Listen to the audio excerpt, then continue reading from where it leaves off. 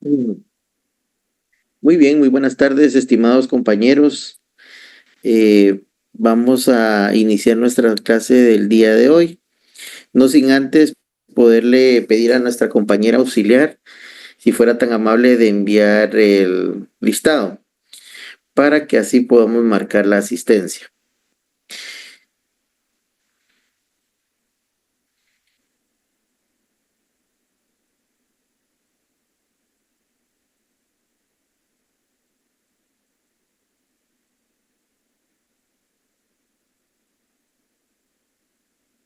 Espera por ahí la compañera auxiliar.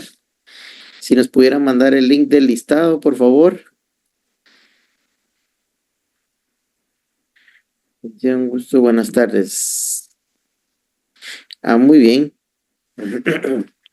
Muchas gracias.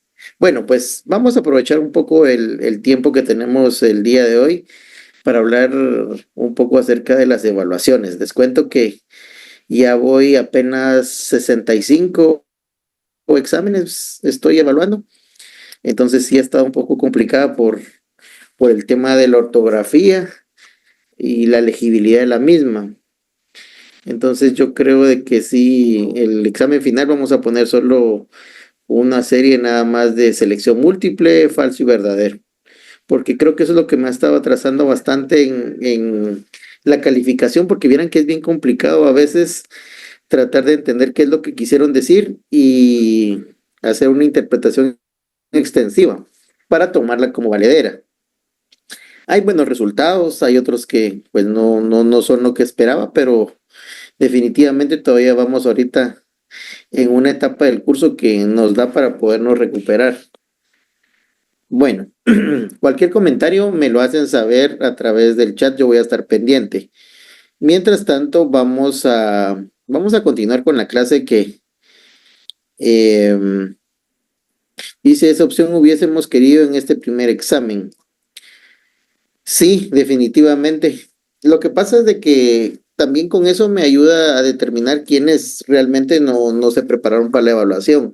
Hay quienes dejaron en blanco muchas preguntas. Hay otros que trataron de hacer su mejor intento, pero ni se acercaban. Pero creo que en este final creo que vamos a poder superar esa parte. El día de hoy, nuestro tema a desarrollar se relaciona justamente con las consecuencias de la criminología, pero no cualquier criminología, sino que la criminología positivista en el desarrollo del derecho penal. Es decir, que hoy, queridos compañeros, hoy vamos a entrar en materia a lo que es cómo la criminología influye en el derecho penal.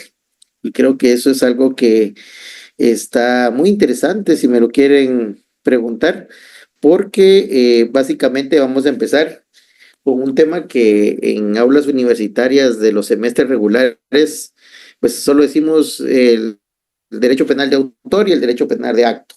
Y nos vamos con que nosotros adoptamos el derecho penal de acto y como que hacemos a un lado el derecho penal de autor. Realmente el derecho penal de autor desde la perspectiva de la criminología tal y como lo indica aquí el autor, pues es una expresión crítica dentro de la teoría del derecho penal y que esta es una contrapropuesta, digámoslo así, al derecho penal del acto, donde lo que importa o lo que se juzga o lo que se reprocha es en sí el acto que viola una ley penal. Pero en este caso, al hablar de derecho penal de autor, por eso es que lo hacemos esa relación con las escuelas de la criminología positiva, porque pues definitivamente el enfoque es un poco más, pues no tanto encaminado a la acción que se pretende reprochar, sino más a la persona. Aquí tengo algunas diferenciaciones entre derecho penal de acto y derecho penal de autor, como para irnos refrescando un poquito. Eh, y esto tiene que ver mucho con la criminología positiva. ¿Se recuerdan? Los tres autores, Carófalo, Lombroso y Ferri, ellos básicamente despegaron o hicieron como que esa autopista, le digo yo, abriendo esa brecha entre lo que hoy conocemos como el derecho penal moderno. Claro, ellos iniciaron con estos conceptos novedosos que han ido modificándose a lo largo del tiempo.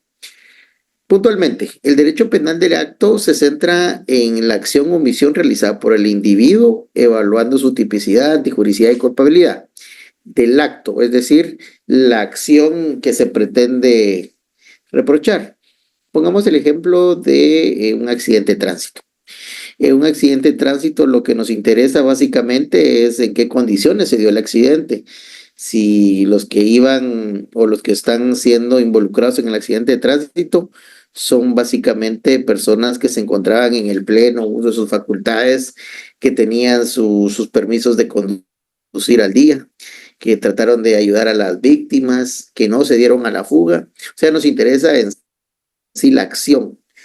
Pero en el derecho penal de autor es totalmente un poco opuesto, porque aquí lo que se sanciona es al individuo por quien es o cómo es, más que por lo que ha hecho. Es un poco complicado, pero derecho penal de acto, derecho penal de autor, van a ver cómo con el tiempo le han cambiado nombres, pero básicamente seguimos en esa misma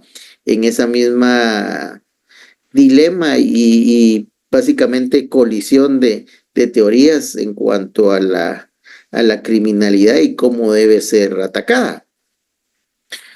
Antes de continuar, aquí hay un mensaje. Dice, ya no han enviado el link de asistencia. No, todavía no lo ha mandado la compañerita. Y aquí dice, déjenos un trabajo link para recuperarnos un poco. Pues básicamente el trabajo es su asistencia, o sea que en asistencia hay 20 puntos que hay que estar muy pendientes, compañeros. Ahí creo que sí tendríamos que ver esa parte de que estar muy pendientes con el listado. Yo espero publicar notas entre mañana y pasado. No les prometo hoy porque hoy termino de calificar y ya les puedo publicar las notas a todos para que tomemos un parámetro acerca de cómo vamos en el curso, ¿verdad? Muy tristemente veo que hay algunas caras que dentro del salón virtual no están, pero en el físico sí.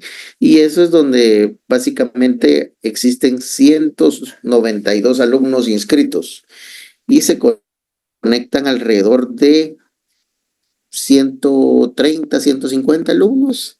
Entonces hay un grueso número que pues no se conecta y pues por eso son los resultados, ¿no? O sea, sí, es bien complicado, compañeros. Pero bueno, sigamos con el tema que estamos abordando el día de hoy, que hoy estamos abordando para los que se acaban de conectar, la teoría del derecho penal de autor y la teoría del derecho penal del acto. Pero que esto desde el punto de vista de la criminología positiva. ¿Se recuerdan donde teníamos ya aspectos biológicos, psicológicos, inclusive genéticos acerca de que porque una persona de alguna manera tiene ciertas tendencias a delinquir, pero como dentro de la historia vamos a ver que estos temas han ido evolucionando y que a lo mejor ahorita que los estamos viendo como tan arcaicos, digámoslo así, nos sonarían un poco fuertes, pero pues ya al ver las teorías modernas sí nos damos cuenta que de alguna manera todavía no han sido del todo superados estas eh, teorías. Dice Lick, ayer no mandaron link. Híjoles, no mandaron link. Bien, tuvieron que haber mandado link. Y si no, pues nos mandan ahorita y no hay problema. Bueno, sigamos. Eh, Solo que la compañerita todavía no está con la lista. Más o menos nos dice cuánto tiempo necesita. Porque así voy a hacer una pausa para que marquen la lista, que eso sí es bien importante. Tengo un problema, dice. Muy bien, entonces no se preocupe, vamos a dejar la lista al final de clase. Vamos a dejar la lista al final de la clase para que así la compañerita lo pueda superar el problema que tiene. Entonces, unos 10 minutos antes de que termine la clase, vamos a recordarle la lista a la compañerita. Ahorita ya no se preocupe. Bueno, sigamos. ¿Cuáles son los peligros que existen de un derecho penal de autor? Bueno, los peligros que existen es que obviamente la justicia como tal debe ser objetiva. Eso quiere decir, tiene que ser palpable a la vista. No, al decir subjetivización de la justicia, vamos al tema de las opiniones, de las percepciones que tenga cada uno sobre un determinado tema. Y fíjense ustedes que eso es bien delicado porque obviamente esto violaría en algún momento el principio de legalidad en donde básicamente tienen que haber ciertas figuras ya preestablecidas que sean delictivas. No nos podemos nosotros en nuestro imaginario pensar de que una figura es delictiva, o sea, que fuera delito vestirse mal. Entonces nosotros pensamos que porque se viste mal, entonces el delito es vestirse mal. No. Al decir que hay un peligro en el derecho penal de autor, al subjetivizar la justicia y lo mezclamos con el principio de legalidad, es de que la justicia debe ser objetiva y debe ceñirse a lo que esté previamente constituido. Esto quiere decir de que si una figura es delictiva hoy, pues nosotros tendríamos que entender que es una violación a la ley penal transgredir alguna norma que esté ya impuesta. Pero si esa conducta no es prohibida, básicamente es permitida y por ende no tendríamos que tener ningún tipo de problemas de naturaleza legal que pudiera afectarnos. Violación al principio de culpabilidad. Bueno, primero recordémonos qué es el principio de culpabilidad. El principio de culpabilidad, hablando en materia de derecho penal, pues básicamente es el juicio de reproche que le hace el Estado a través de la Fiscalía a una persona por haberse comportado de una forma cuando tiene el uso de su raciocinio que tenía que comportarse de otra forma. Por eso es de que el principio de culpabilidad está íntimamente ligado al reproche que le hace la sociedad a las personas de haber transgredido la ley penal. Claro, ese reproche de la sociedad no es que toda la sociedad venga y públicamente lo señale y se lo reclame, no, sino que ya hablando en un Estado de Derecho, justamente la sociedad es representada por el Estado y el Estado a su vez tiene diferentes órganos. Y dentro de estos órganos, el encargado de hacer esos juicios de reproche es la Fiscalía, el Ministerio Público, a través de sus distintos órganos, en el sentido de que justamente la Fiscalía, su principal labor es realizar la persecución penal, es decir, el reproche a las personas que se comportan de una forma que no debieran de haberse comportado. Ese es el principio de culpabilidad. ¿Y por qué el derecho penal de autor viola este principio de culpabilidad? Porque obviamente la responsabilidad penal pues debe basarse en el comportamiento de una persona y no en su carácter, en su ideología o en la predisposición que pudiera tener. Y eso, compañeros, es bien importante entenderlo para tomar en consideración de que hoy por hoy pues no, la contraposición al derecho penal de autor, que es el derecho penal de acto, pues definitivamente es la que nuestras leyes y nuestra justicia promulga. Sin embargo, vamos a ver más adelante que hay ciertas teorías modernas y que esas teorías modernas no es que sean derecho penal de autor, pero sí por ahí tienen algunas ideas que son resabios de ese derecho penal de autor que para muchos se creía que era una doctrina que se había superado, porque si bien es cierto, en algún momento inició con los estudios criminológicos, pero pues obviamente esto fue evolucionando. ¿Se recuerdan las distintas escuelas o momentos históricos que ha tenido la criminología? Es como que a la par del derecho penal han ido creciendo y evolucionando y teniendo nuevas formas. Y esto pues definitivamente hace que hoy por hoy tengamos una amplia perspectiva acerca de estos temas. Otro de los peligros del derecho penal de autor es el precedente autoritario. Y bueno, básicamente creo que la palabra cae por su propio peso, en el sentido de que el precedente autoritario que deja el derecho penal de autor es de que como es subjetivo, en el sentido de que, pues para mí puede ser que una persona tenga un aspecto que yo considere que es como que propensa al crimen, entonces definitivamente, pues las cosas van a ser atendiendo a mi perspectiva. Y eso tendría que ser algo pues autoritario que tendría que erradicarse y no se podría dar en pues países como los de nosotros. En este caso vivimos en una democracia y en una república. Ejemplos históricos y teóricos acerca del derecho penal de autor. Tenemos un poco acerca de las leyes fascistas y nazis y básicamente recordando un poco la historia, aquí lo que se reprochaba a los individuos era pertenecer a una especie, o tener en común un origen racial o ideas políticas o un perfil social. Y pues obviamente en el derecho penal moderno, en contextos actuales, esta crítica, pues vale la pena decir que se juzga cuando existen estigmas o presunciones sobre una persona, como castigos más severos o reincidentes o estereotipos sobre delincuencia, sobre todo juvenil, las pandillas, ¿no? Y pues ligar el hecho de la pobreza a la delincuencia, decir que porque una persona tiene escasos recursos, eso lo va a hacer propenso a delinquir, eso pues en algún momento fue tomado como un ejemplo acerca del derecho penal del autor y no del acto. Posición del derecho penal moderno. Actualmente el derecho penal pues es un modelo, digámosle, sui generis, porque básicamente garantiza que nadie sea condenado sin que antes haya existido un debido proceso que implica ser oído y pues también el derecho a poderme defender. No basta con que solo se me señale para que se me ponga una sanción. Aquí entramos a las teorías que ya son modernas y que básicamente ustedes como buenos penalistas son nombres que tienen que empezar a sonar.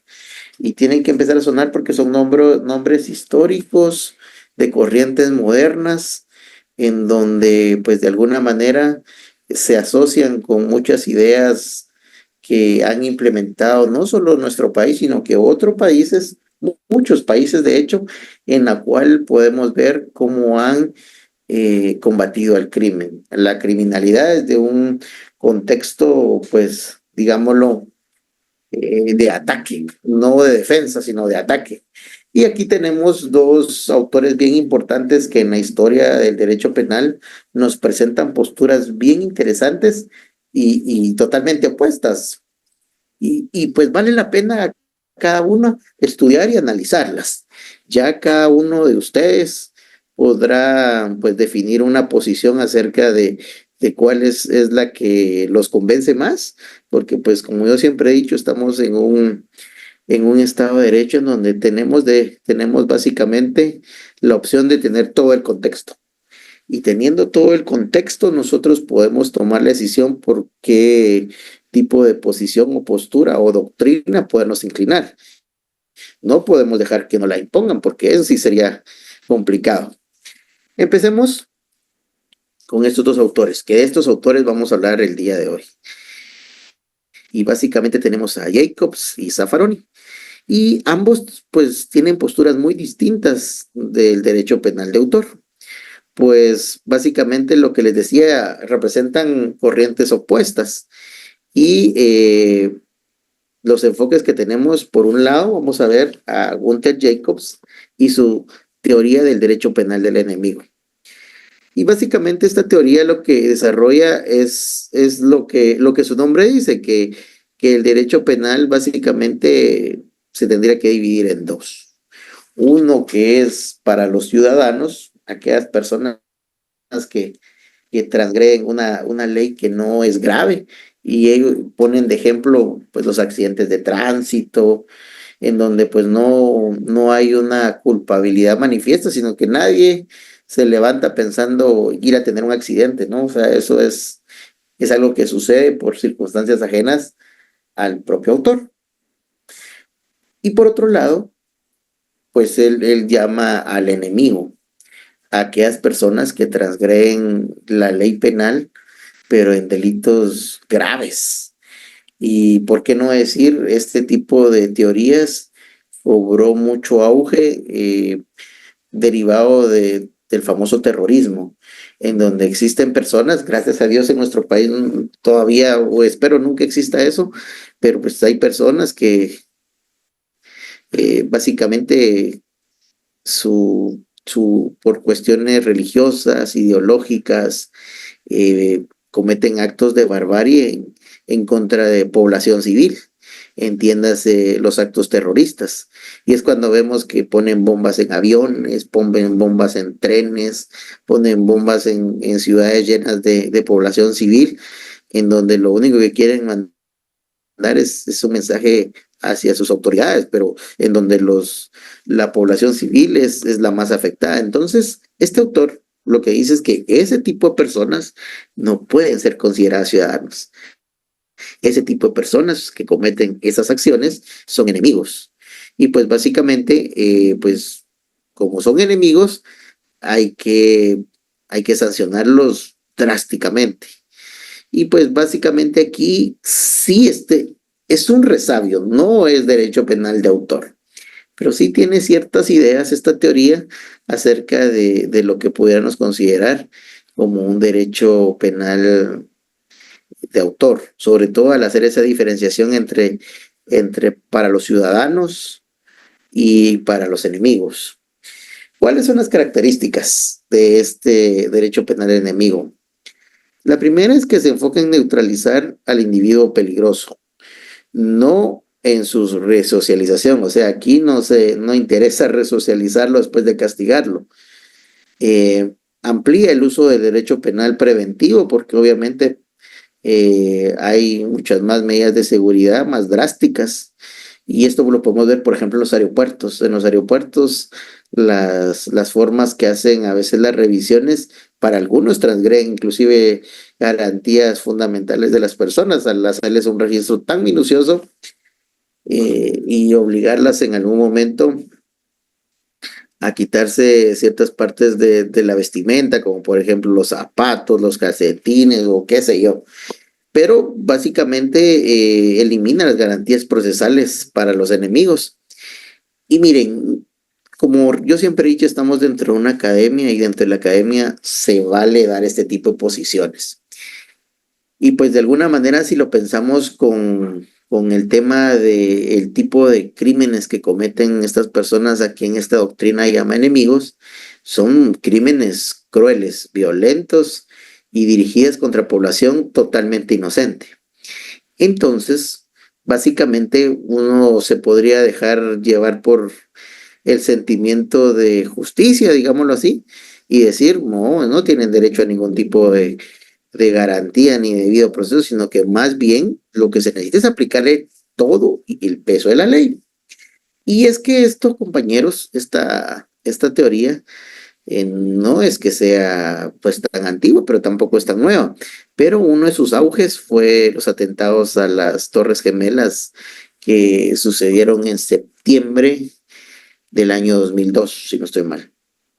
Y pues básicamente lo que esta teoría pues promulgaba es castigar a las personas que habían hecho de una forma ejemplar para que ese castigo y ese ejemplo sirviera como un disuasivo, como una justicia preventiva para que otras personas evitaran volver a hacer este tipo de actos que pues de alguna manera fue dirigido a personas totalmente inocentes. Críticas. Jacobs básicamente justifica la postura en casos como el terrorismo, delincuencia organizada, donde pues básicamente los autores actúan eh, como los sujetos, diríamos, que atentan contra el orden jurídico que sea más básico para una sociedad.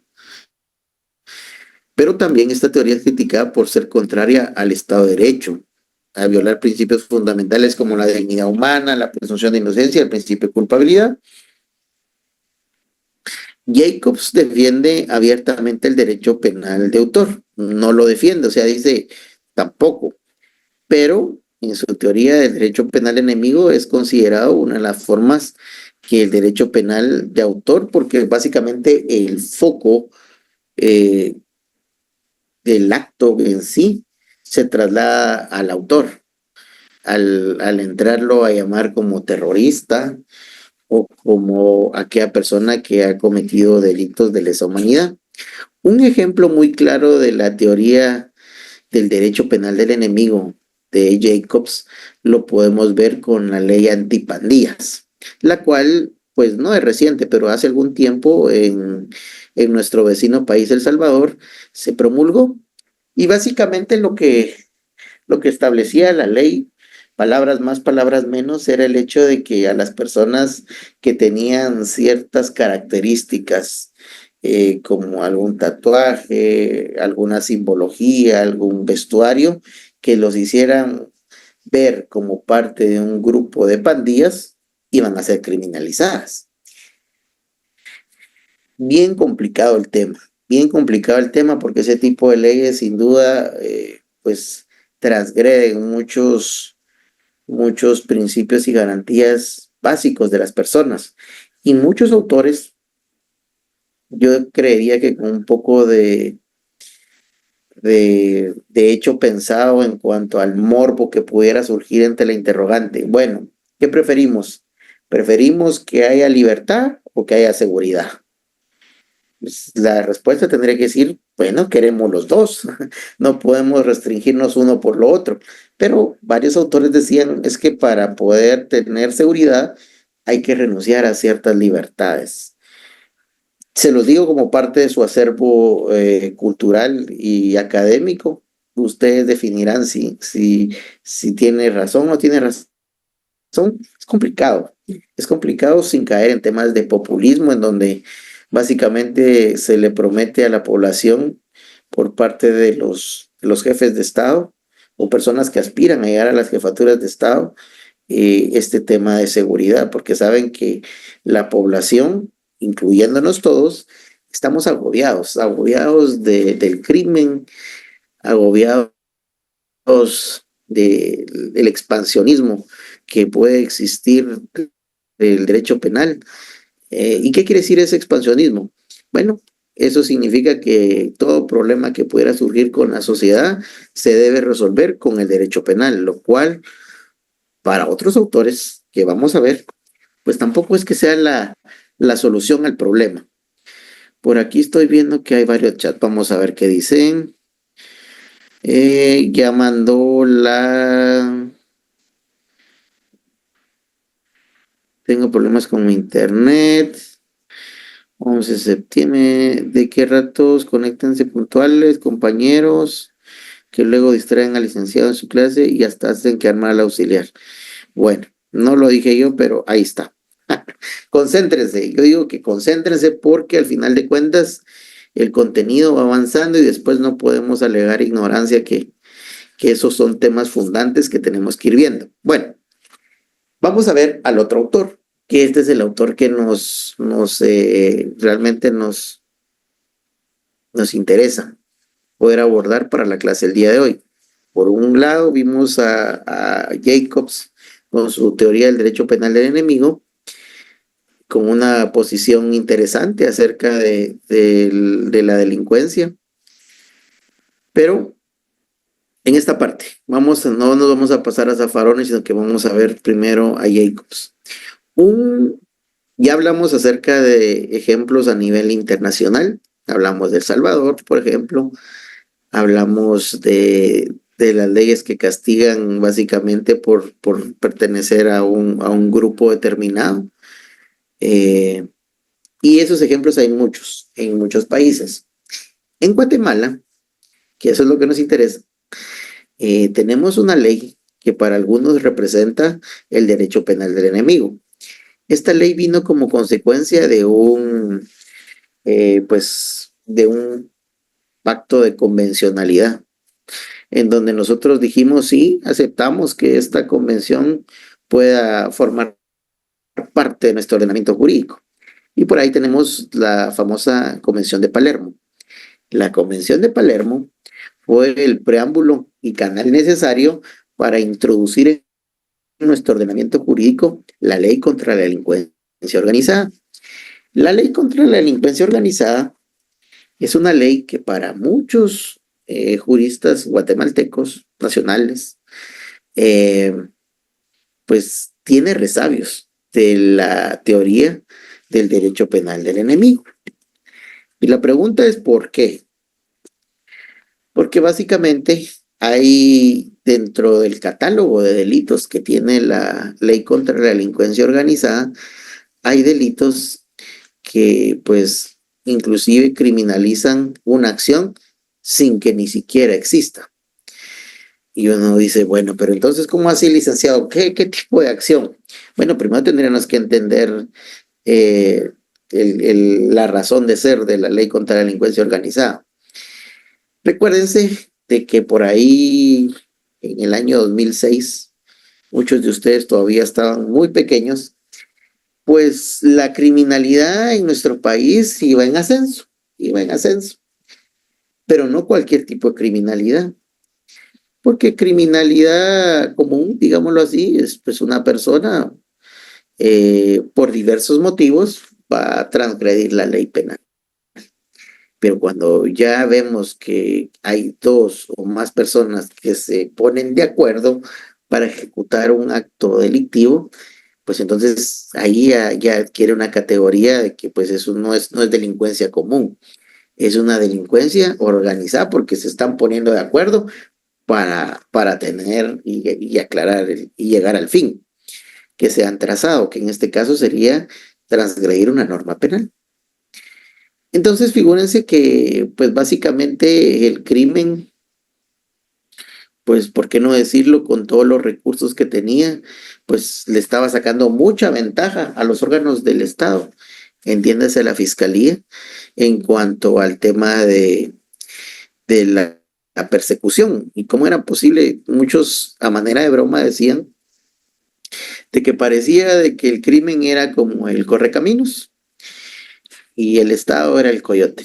Y pues como yo no sé si han visto ustedes alguna caricatura de esas o les han contado, pero básicamente el correcaminos es alguien que es una figura que siempre va rápido y le lleva mucha ventaja al que lo quiere atrapar, que es el coyote. Entonces, esa analogía se hacía de comparación con el crimen organizado y los órganos que lo tenían que pues, combatir. Se les había ido y no había forma de agarrarlo. Entonces, a través de esta ley, la ley contra la delincuencia organizada, se crearon muchos tipos penales nuevos, novedosos, en los cuales les daban las herramientas necesarias al, al Estado para poder combatir el crimen organizado de una forma efectiva. Y eso no fue porque se le ocurrieron a los legisladores de nuestro país, eso fue por un convenio pues internacional, una convencionalidad, en donde le abrimos las puertas de nuestro ordenamiento jurídico, una convención para que entrara y se transformara en la ley contra la delincuencia organizada. Bueno, por eso es de que de alguna manera, cuando estamos hablando de ese tipo de leyes, pues no es tan fácil reformarlas. Llevan eh, muchas aristas que hay que revisar. No podemos modificarla o alterarla sustancialmente porque si no dejaría la razón de ser que era justamente combatir el crimen de una forma que pudiera representar resultados en cuanto a la disminución del crimen.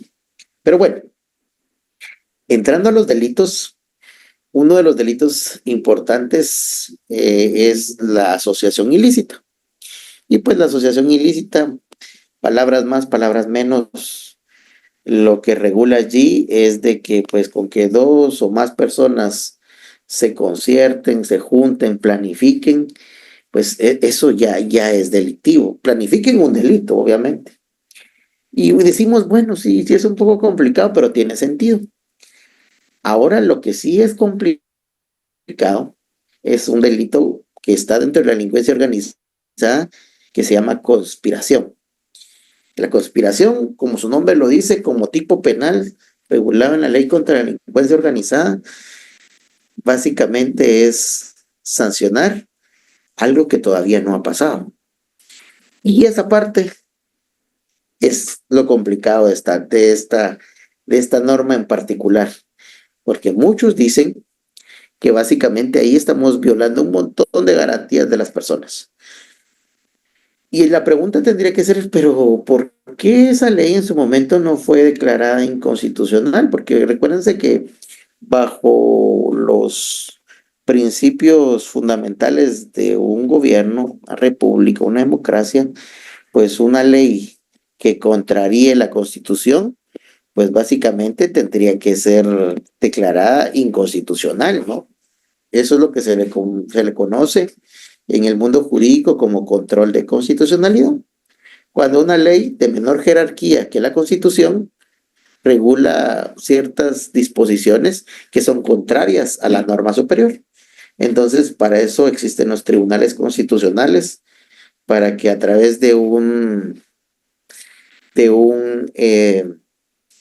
una acción ellos puedan expulsar del ordenamiento jurídico esta disposición que es contraria. Pero la pregunta que tendríamos que hacernos nosotros, compañeros, es, bueno, ¿y esa por qué no ha sido declarada inconstitucional? ¿Verdad que es buena pregunta?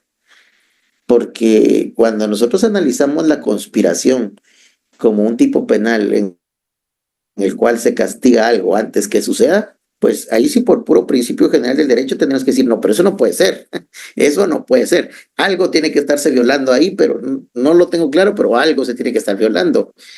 Pero la pregunta sería, pero ¿y por qué si esa ley es del 2006 y estamos al 2000 casi 25 y no ha salido ni saldrá?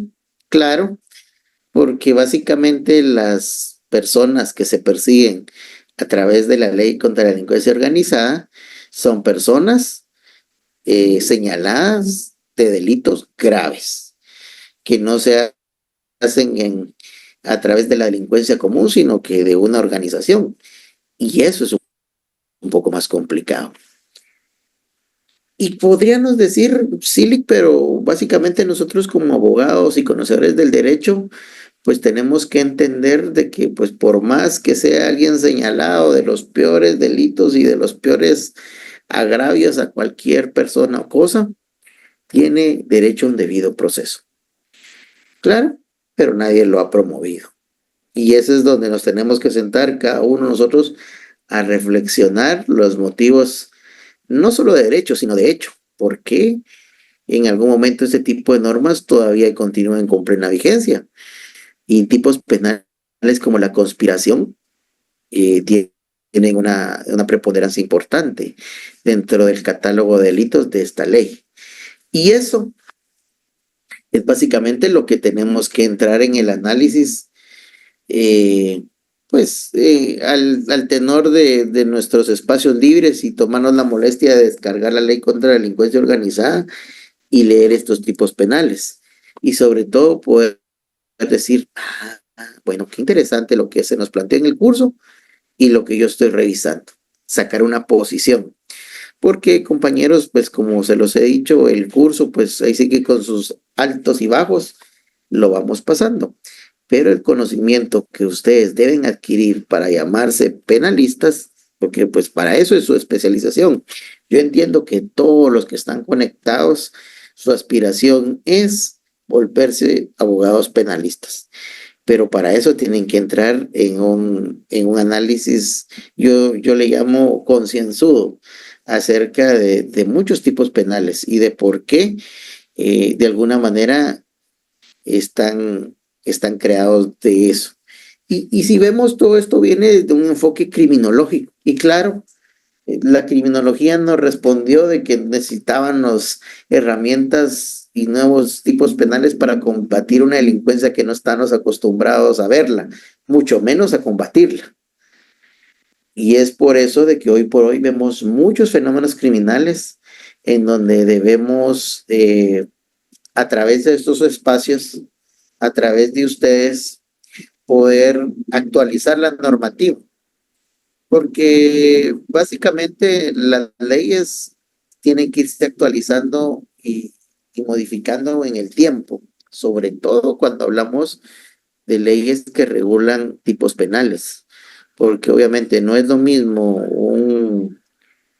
un fenómeno que existía en su momento y que dejó de existir de los nuevos fenómenos que estamos viendo hoy por hoy. Uno de los nuevos fenómenos que vemos hoy es los famosos delitos informáticos, en donde a través de las redes se puede hacer de todo y no hay, pareciera ser, manera de poderle poner un alto a este tipo de transgresiones, que en muchos casos ya ni siquiera son nacionales, son internacionales por la forma en cómo se han logrado abordar. Bueno, hoy sí, entremos a nuestro autor Zaffaroni, Eugenio Raúl Zaffaroni. Y pues obviamente él hace sus críticas a lo que se puede considerar el derecho penal del enemigo. Solo que antes vamos a ponernos al día aquí en el chat. Dice Lico, otras personas que deberían modificarse serían los delitos de cuello blanco, debido a que son muy leves. Por supuesto, por supuesto, hay que modificar ese tipo de normas, hay que actualizarlos y sobre todo buscar la forma como haya un combate eficaz para reducir el crimen. Y a veces no tanto está en aumentar las penas, porque a través de este autor vamos a ver de que no todo tiene que ser derecho penal, pero sí en poder identificar cuál es el fenómeno y básicamente contrarrestarlo desde la institución. Y les cuento, hay estudios importantes que revelan de que la corrupción dentro de la administración pública, gran culpa es básicamente la falta de seguridad institucional que puede tener un trabajador. ¿Y a qué me refiero con eso? No, no quiero decir suban el salario, no, pero sí tener estabilidad, tener funcionarios de carrera que se especialicen en las instituciones y que no cada cierto tiempo venga una nueva autoridad y por disposición diga, bueno, vamos a cambiar a toda la planilla y se tienen que ir. Ese es un riesgo. Y eso es el nombre técnico para solucionar ese problema es fortalecimiento institucional, en donde básicamente lo único que vamos a hacer es darles seguridad a las personas de que ahí está su trabajo y no tienen necesidad de comprometerse. Es ahí donde vemos que las administraciones públicas de países desarrollados son tan fuertes, porque básicamente no es que cambien a las personas de un día para otro y viene nuevo cambio de gobierno y se van todos. No, no es así. Bueno, siguiendo con el tema. Zaffaroni es un jurista que es uno de los principales críticos del derecho penal de autor y por supuesto el derecho penal de enemigo. Y él rechaza cualquier tipo de sistema penal que pudiera juzgar a una persona solo por ser el autor y no por lo que hace. Para él, el derecho penal debe respetar los principios de culpabilidad, Estado de Derecho, humanismo. Básicamente, lo de Zaffaroni, él defiende una teoría, que aquí ya la pasé porque si no, por la hora no vamos a llegar.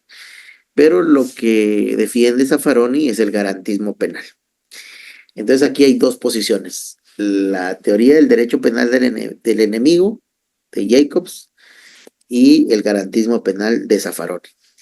Y esta es una doctrina, más allá que teoría, ya es una doctrina que pues se orienta a limitar el poder punitivo del Estado. Y pues sobre todo garantizar el derecho, el respeto a los derechos fundamentales de todos los individuos en un proceso penal.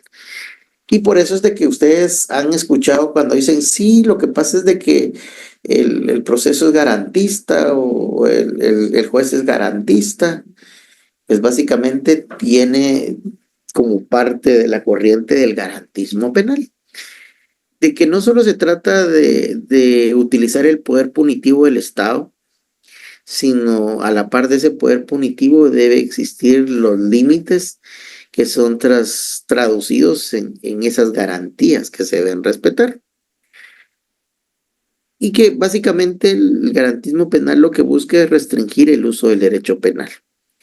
Y esto va un poco más allá, porque básicamente el garantismo penal sonaría un poco contradictorio, compañeros, pero es cierto. El garantismo penal lo que promulga es de que no todos los problemas se deben resolver con derecho penal, que ha habido un fenómeno eh, convertido en populismo, de que todos prometen y hacen uso del derecho penal para llegar al poder a veces, muchas veces, y estando en el poder es algo que no se puede tocar. Y no se puede tocar no porque no se quiera, sino que la ley siempre ha regulado una serie de, digámoslo así, candados y pues ahí nosotros recordamos la teoría de los frenos y los contrapesos, donde el Estado